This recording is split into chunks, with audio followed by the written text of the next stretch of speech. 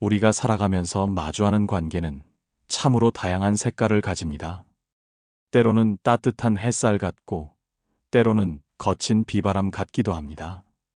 그리고 때로는 더 이상 그 관계를 지속하기 어렵다는 판단에 이르기도 합니다.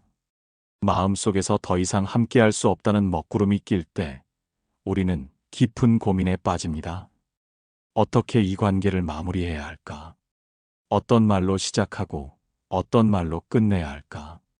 꼬여버린 실타래처럼 복잡한 감정들이 뒤섞이고 상대방에게 혹시라도 상처를 주지는 않을까 하는 염려가 앞서기도 합니다. 이런 복잡한 감정의 소용돌이 속에서 우리는 때로 이성적인 판단을 잃고 후회할 만한 행동을 저지르기도 합니다. 관계의 끝자락에서 우리가 지혜롭게 대처하지 못한다면 그 여우는 우리의 삶에 오래도록 그림자를 드리울 수 있습니다. 공자는 일찍이 이런 말을 남겼습니다. 군자는 화이부동하고 소인은 동의불화하느니라. 즉 군자는 조화를 이루되 맹목적으로 같아지지 않고 소인은 맹목적으로 같아지려 하지만 조화를 이루지 못한다는 뜻입니다. 관계의 끝은 비록 다름을 인정하고 각자의 길을 가는 과정일지라도 그 과정 속에서 조화를 해치지 않고 서로의 존엄을 지키는 것이 진정한 군자의 자세가 아닐까 합니다. 그렇다면 우리는 관계를 끊을 때 절대로 하지 말아야 할 것들은 무엇일까요? 오늘은 그 첫 번째 이야기로 우리가 관계를 정리할 때 범하기 쉬운 가장 치명적인 실수들을 함께 살펴보려 합니다. 가장 먼저 피해야 할 것은 바로 일방적인 통보입니다. 오랫동안 쌓아온 관계를 단칼에 베어내듯 일방적으로 통보하는 것은 상대방에게 깊은 상처와 배신감을 안겨줄 수 있습니다.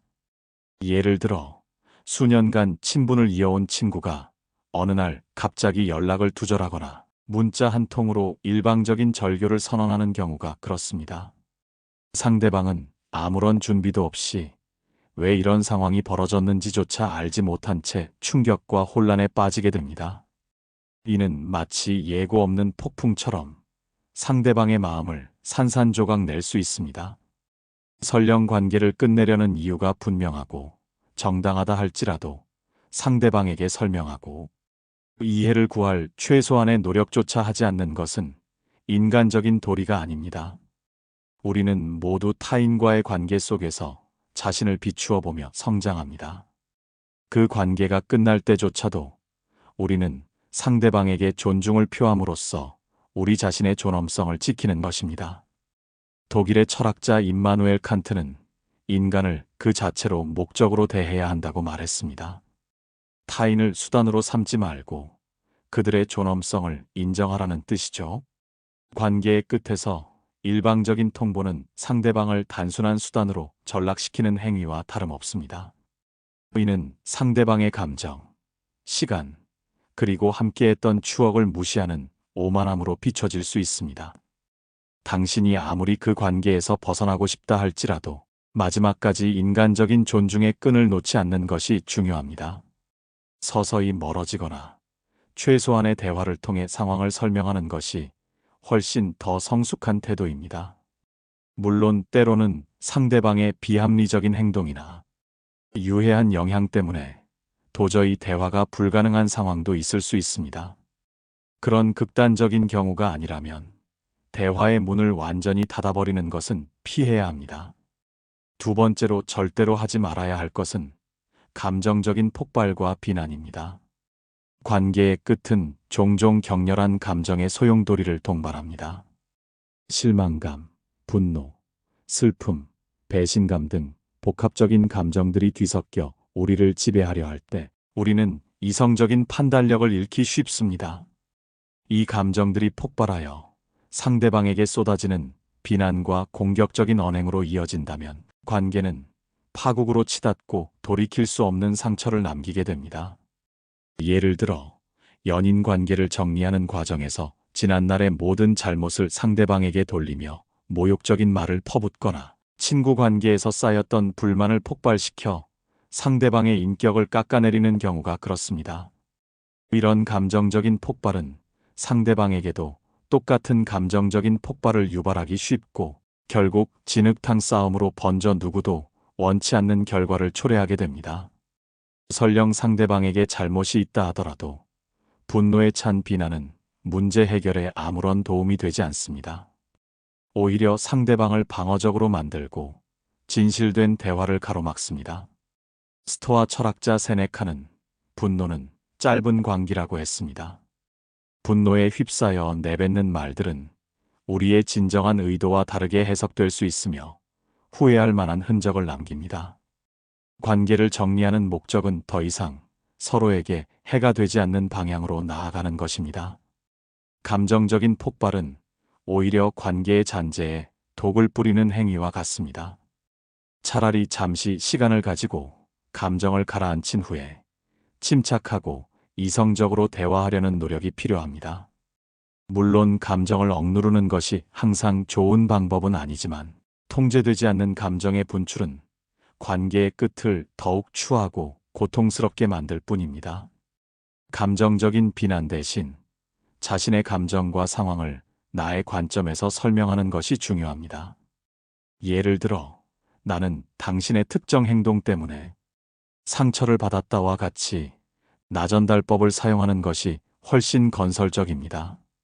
이는 상대방을 공격하는 대신 자신의 감정을 솔직하게 드러내어 상대방이 이해할 여지를 줍니다. 감정은 전염성이 강합니다.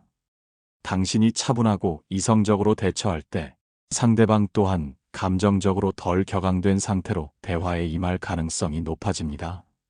관계를 끝낼 때 가장 큰 목적 중 하나는 비록 관계는 끝나더라도 서로에게 더 큰 상처를 주지 않고 각자의 삶으로 돌아가는 것입니다. 감정적인 폭발은 이 목표를 달성하는 데 심각한 방해가 됩니다. 과거에 좋았던 기억들마저도 감정적인 싸움으로 인해 퇴색될 수 있음을 명심해야 합니다. 세 번째로 피해야 할 것은 제3자를 끌어들이는 행위입니다. 관계의 문제는 당사자 간에 해결해야 합니다. 갈등을 해결하거나 관계를 정리하는 과정에서 가족, 친구, 동료 등 제3자를 끌어들이는 것은 문제를 더욱 복잡하게 만들고 불필요한 오해와 소문을 낳을 수 있습니다. 예를 들어, 연인 사이의 다툼을 친구들에게 일일이 하소연하며 상대방을 비난하거나 직장 동료와의 불화를 다른 부서 사람들에게 퍼뜨리는 경우가 이에 해당합니다. 이런 행동은 본래의 문제 해결에는 전혀 도움이 되지 않고 오히려 관계를 더욱 걷잡을 수 없는 파국으로 이끌 수 있습니다. 제3자는 당신의 상황을 온전히 이해하기 어렵고 그들의 개입은 종종 편향되거나 불필요한 조언으로 이어질 수 있습니다. 이는 마치 상처에 소금을 뿌리는 것과 같습니다. 관계의 마무리는 두 사람만의 은밀하고 민감한 과정입니다. 프라이버시를 지키고 상대방의 명예를 존중하는 것이 중요합니다. 만약 조언이 필요하다면 중립적이고 신뢰할 수 있는 전문가의 심리 상담사의 도움을 받는 것이 현명합니다. 친구나 가족에게 감정을 털어놓는 것은 위로가 될 수 있지만 그들을 갈등의 한가운데로 끌어들여 상대방을 비난하게 하는 것은 현명하지 못합니다. 오히려 상대방에 대한 적개심을 키우고 화해의 여지를 없애버릴 수 있습니다. 소크라테스는 너 자신을 알라고 말했습니다. 타인의 개입 없이 오롯이 당신 자신과 상대방의 관계에 집중함으로써 문제의 본질을 더 깊이 이해하고 성숙하게 대처할 수 있습니다. 제3자를 끌어들이는 것은 종종 책임 회피의 한 형태로 비춰질 수도 있습니다. 자신의 감정과 상황을 스스로 책임지고 직접 소통하려는 노력이 필요합니다. 이는 결국 당신 자신과 상대방 모두에게 더 깔끔하고 존중받는 마무리를 가능하게 할 것입니다. 관계가 끝나는 것은 당사자들의 선택이며 그 선택에 대한 책임 또한 오롯이 당사자들의 몫입니다. 불필요한 소문이나 오해는 관계의 끝을 더욱 추악하게 만들 뿐이며 당신과 상대방 모두에게 씻을 수 없는 흔적을 남길 수 있습니다. 관계의 마무리는 조용하고 신중하게 이루어져야 합니다. 그 과정에서 타인의 개입은 오히려 독이 될 수 있음을 명심해야 합니다. 네 번째로 경계해야 할 것은 과거의 일들을 들추어내며 상대방을 공격하는 행위입니다. 관계를 정리하는 과정에서 과거의 사소한 잘못들이나 이미 해결되었다고 생각했던 문제들을 다시 끄집어내어 상대방을 공격하는 것은 매우 파괴적인 행동입니다. 예를 들어, 내가 예전에 그랬잖아. 혹은 그때도 너는 나를 실망시켰어와 같이 지난 일들을 소환하여 상대방에게 죄책감을 안겨주거나 관계 종료의 모든 책임을 전가하려 하는 경우입니다. 이런 행동은 관계를 정리하는 본래의 목적을 흐리고 상호 간의 존중을 완전히 무너뜨립니다. 과거의 상처를 다시 헤집는 것은 현재의 갈등을 해결하는데 아무런 도움이 되지 않습니다. 오히려 상대방에게 방어적인 태도를 취하게 만들고 진정한 대화를 어렵게 합니다. 게다가 이미 지난 일들을 반복해서 들추어내는 것은 당신 스스로도 과거의 감정에 갇히게 만들 뿐입니다. 관계의 끝은 새로운 시작을 의미하기도 합니다. 과거의 앙금을 모두 털어내고 각자의 삶을 시작하기 위해서는 지난 일들에 대한 집착을 버려야 합니다. 마르쿠스 아우렐리우스는 현재를 살고 과거에 얽매이지 말라고 조언했습니다. 관계를 끝내는 시점에서 중요한 것은 현재의 감정과 앞으로의 방향성이지 이미 지나간 일들을 두고 누구의 잘못이 더 컸는지 따지는 것이 아닙니다.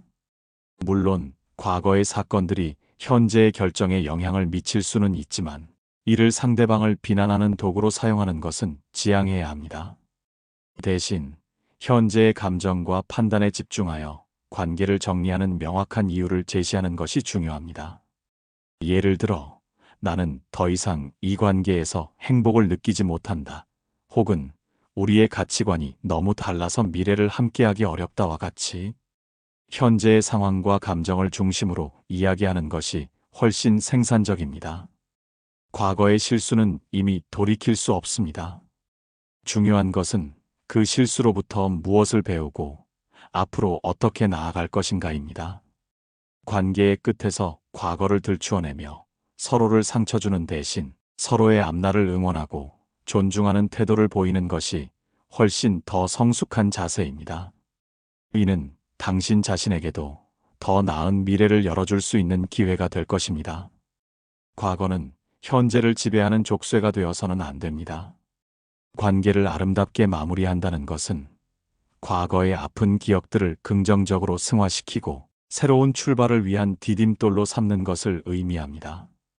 기억해야 할 것은 모든 관계는 양방향이며 어느 한쪽만의 잘못으로 끝나는 경우는 극히 드물다는 사실입니다. 다섯 번째로 절대 하지 말아야 할 것은 상대방의 약점이나 비밀을 폭로하는 행위입니다. 관계를 유지하는 동안 알게 된 상대방의 약점, 취약점, 혹은 개인적인 비밀을 관계가 끝났다는 이유로 외부에 폭로하거나 협박의 수단으로 사용하는 것은 도덕적으로 비난받아 마땅한 행위이자 법적인 문제로까지 비화될 수 있는 심각한 범죄입니다. 이는 신뢰를 기반으로 했던 관계에 대한 가장 극심한 배신 행위입니다. 예를 들어 연인 관계에서 알게 된 민감한 사생활 정보를 온라인에 유포하거나 친구가 당신에게 털어놓았던 비밀을 다른 사람들에게 떠벌리는 경우가 이에 해당합니다. 이러한 행동은 상대방에게 돌이킬 수 없는 정신적 고통과 사회적 불이익을 줄 수 있으며 당신 스스로의 인격 또한 파멸시키는 결과를 초래합니다. 한때 당신의 소중한 사람이었을 상대방의 약점을 이용하여 그들을 곤경에 빠뜨리는 것은 가장 비열한 복수 방식이며 이는 당신에게도 고스란히 부정적인 카르마로 돌아올 것입니다. 에픽테토스는 인간은 스스로의 선택에 의해 고통받는다고 했습니다. 상대방을 해치려는 선택은 결국 자기 자신에게도 해가 됩니다. 진정으로 관계를 마무리하고 싶다면 상대방을 존중하고 그들의 사생활을 보호하는 것이 미덕입니다. 이는 당신의 인품을 드러내는 중요한 척도가 됩니다. 비록 관계는 끝났지만 과거의 신뢰관계를 저버리고 상대방을 파괴하려는 시도는 어떠한 명분으로도 정당화될 수 없습니다. 당신이 상대방의 비밀을 지키는 것은 당신 스스로의 비밀을 지키는 것과 다름없습니다. 왜냐하면 세상은 돌고 돌며 당신이 누군가의 약점을 폭로한다면 언젠가 당신의 약점도 같은 방식으로 노출될 수 있기 때문입니다. 이는 비단 복수의 개념을 넘어 인간관계 전반에 대한 신뢰를 파괴하는 행위입니다. 상대방이 당신에게 어떤 불합리한 행동을 했거나 상처를 주었다 할지라도 그들의 약점이나 비밀을 폭로하는 방식으로 복수하려 들지 마십시오. 이는 문제를 해결하기는커녕 더욱 악화시키고 당신 자신을 더 낮은 수준으로 끌어내리는 행위일 뿐입니다. 관계의 마무리는 품격 있게 이루어져야 합니다. 상대방의 사생활을 존중하고 과거의 신뢰관계에 대한 책임감을 가지는 것이 중요합니다. 이는 당신의 정신 건강에도 긍정적인 영향을 미치며 미래의 관계에서도 당신이 신뢰할 수 있는 사람임을 입증하는 좋은 본보기가 될 것입니다. 당신이 뿌린 씨앗은 결국 당신에게 돌아옵니다. 선한 씨앗을 뿌려 선한 결과를 기대하십시오. 상대방의 비밀을 폭로하는 것은 단지 그들을 해치는 것을 넘어 당신의 미래를 어둡게 만드는 것입니다. 6번째로 피해야 할 것은 관계 회복을 가장한 기만적인 행동입니다. 관계를 끊고 싶으면서도 상대방에게 명확한 태도를 보이지 않고 마치 관계를 회복할 의지가 있는 것처럼 행동하여 상대방에게 헛된 희망을 주는 것은 비겁하고 무책임한 행동입니다. 예를 들어 헤어지자고 말하면서도 계속해서 연락을 유지하거나 상대방이 관계 회복을 위해 노력할 때 명확한 거절 의사 없이 애매모호한 태도를 보이는 경우입니다. 혹은 상대방의 감정을 이용해 자신의 이득을 취하려는 시도 역시 여기에 해당합니다. 이는 상대방에게 불필요한 혼란과 더 큰 상처를 안겨주고 관계의 끝을 더욱 고통스럽게 만듭니다. 당신이 관계를 끝내기로 결정했다면 그 결정을 상대방에게 분명하고 단호하게 전달해야 합니다. 불필요한 여지를 남기거나 상대방의 감정을 가지고 노는 것은 가장 비인간적인 행동입니다. 명확하게 선을 긋지 않으면 상대방은 계속해서 희망을 품고 당신에게 매달리거나 관계가 다시 좋아질 것이라는 환상에 빠질 수 있습니다. 이는 결국 상대방의 시간을 낭비하게 하고 불필요한 에너지 소모를 야기하며 최종적으로는 더 깊은 절망감에 빠지게 만듭니다. 아리스토텔레스는 진실이 가장 고귀하다고 했습니다. 당신의 감정과 의도를 솔직하게 드러내는 것이 비록 처음에는 상대방에게 아픔을 줄지라도 장기적으로는 양쪽 모두에게 더 큰 이득이 됩니다. 미봉책은 문제를 해결하지 못하고 오히려 키울 뿐입니다. 관계를 정리할 때 가장 중요한 것 중 하나는 양측이 각자의 길을 걸어갈 수 있도록 명확한 경계를 설정하는 것입니다. 이것은 비단 상대방뿐만 아니라 당신 자신을 위해서도 필요한 일입니다. 관계가 끝났음에도 불구하고 질질 끌려다니는 상황은 당신의 삶에도 부정적인 영향을 미치며 새로운 시작을 가로막을 수 있습니다. 또한 상대방에게 계속해서 기대감을 주고 그들이 당신의 주변을 맴돌게 하는 것은 그들의 회복을 방해하는 잔인한 행위입니다. 그들은 당신과의 관계를 완전히 정리하고 새로운 삶을 시작할 권리가 있습니다. 당신은 그들의 권리를 존중해야 합니다. 이는 어쩌면 처음에는 당신에게도 불편하고 어려운 일일 수 있습니다. 상대방의 슬픔이나 실망을 마주하는 것이 쉽지 않을 수 있습니다. 그러나 이는 책임감 있는 어른으로서 해야 할 일입니다. 관계를 정리할 때는 비록 고통스럽더라도 솔직함과 단호함이 가장 큰 미덕입니다. 이는 두 사람 모두가 더 건강한 미래로 나아갈 수 있는 기반을 마련해 줄 것입니다. 당신의 진실된 마음이 결국 상처를 최소화하고 서로의 존엄을 지키는 최선의 방법임을 잊지 마십시오. 감정적인 혼란 속에서도 이성의 끈을 놓지 않고 상대방에게 불필요한 오해를 주지 않도록 노력해야 합니다.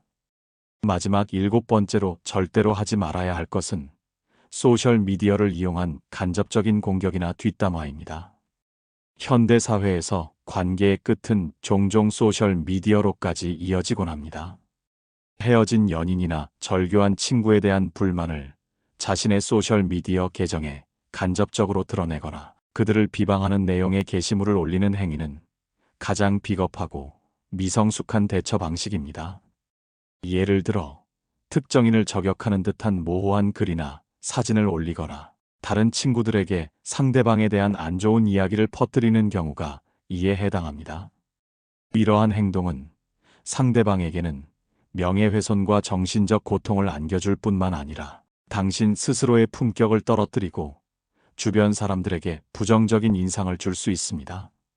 소셜미디어는 그 파급력이 엄청나서 한번 올라간 내용은 영원히 지워지지 않는 디지털 기록으로 남을 수 있습니다. 뒷담화나 간접적인 공격은 결코 문제를 해결해주지 않으며 오히려 갈등을 증폭시키고 당신의 이미지에 회복 불가능한 손상을 입힐 수 있습니다. 스피노자는 마음의 평정은 덕의 본질이라고 했습니다. 마음의 평정을 유지하고 타인을 깎아내림으로써 자신의 존재감을 확인하려 하지 마십시오. 관계의 마무리는 사적인 영역에서 이루어져야 합니다. 공적인 공간인 소셜미디어에서 상대방을 비난하는 것은 매우 부적절하며 이는 당신의 미성숙함을 그대로 드러내는 행위입니다. 당신이 아무리 상대방에게 분노하고 실망했다 할지라도 그 감정을 공개적인 장소에서 표출하는 것은 현명하지 못합니다. 오히려 당신을 걱정하고 지지하는 사람들에게도 불필요한 염려를 안겨줄 수 있습니다. 또한 소셜미디어를 통한 공격은 상대방에게 반격의 빌미를 제공할 수도 있으며 결국 감정적인 싸움이 대중에게 공개되는 추악한 상황으로 이어질 수 있습니다. 이는 두 사람 모두에게 씻을 수 없는 상처를 남기고 주변 사람들에게 피로감을 안겨줄 뿐입니다. 관계가 끝났다면 그 관계에 대한 모든 부정적인 감정들은 당신의 내면에서 정리하고 해소해야 합니다. 소셜미디어는 당신의 사적인 감정을 배설하는 공간이 아닙니다. 차라리 신뢰할 수 있는 소수의 지인에게 털어놓거나 일기나 혼자만의 명상 등으로 감정을 정리하는 것이 훨씬 바람직합니다. 온라인에서의 품위 유지는 현대인의 필수적인 덕목입니다. 당신이 비록 힘들고 아프더라도 마지막까지 품위를 지키는 것은 당신의 인격과 성숙함을 보여주는 중요한 방법입니다. 결국 당신이 뿌린 말의 씨앗은 당신에게 돌아온다는 것을 기억해야 합니다. 긍정적이고 건설적인 언어를 사용하고 부정적인 감정은 사적인 공간에서만 다루도록 노력하십시오. 이는 당신의 정신 건강에도 이롭고 미래의 관계에서도 좋은 영향을 미칠 것입니다. 어두운 그림자를 퍼뜨리는 대신 밝은 빛을 향해 나아가십시오. 소셜미디어는 당신의 삶을 보여주는 창이지 타인을 비난하는 무기가 되어서는 안 됩니다. 우리가 관계를 정리하는 과정은 단순히 인연을 끊는 것을 넘어 우리 자신을 돌아보고 성숙해지는 중요한 기회입니다. 이 과정에서 위에 언급된 7가지 행동들을 피함으로써 우리는 관계의 끝을 존중과 품위 속에서 마무리할 수 있습니다. 비록 관계는 끝났지만 서로에 대한 인간적인 예의와 존중은 마지막까지 지켜야 할 가치입니다.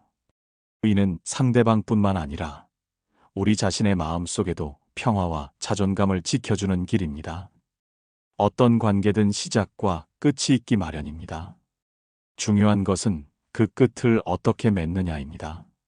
아리스토텔레스는 우리는 반복적으로 행하는 바에 따라 우리가 된다고 말했습니다. 관계의 끝맺음을 현명하게 반복한다면 우리는 더욱 성숙하고 지혜로운 인간으로 거듭날 것입니다. 오늘도 이야기를 함께 들어주셔서 고맙습니다. 다음 이야기에서도 당신의 마음을 더 깊게 어루만질 수 있길 바라며 구독과 좋아요로 함께 걸어가 주신다면 큰 힘이 될 것입니다. 감사합니다. 철학의 울림이었습니다.